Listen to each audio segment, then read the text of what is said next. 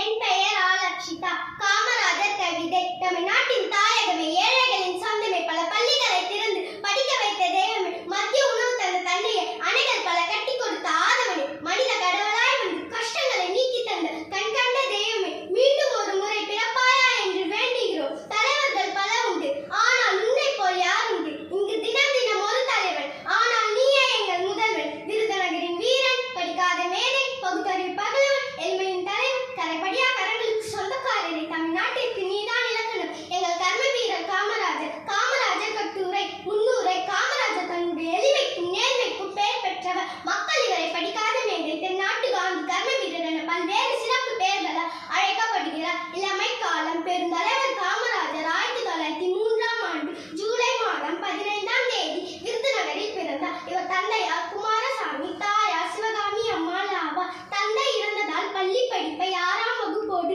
நிறுத்திக் கொண்டார். பல தேச தலைவர்களின் பேச்சுக்களை கேட்டு சுதந்திர போராட்டத்தில் ஆர்வம் கொண்டார்.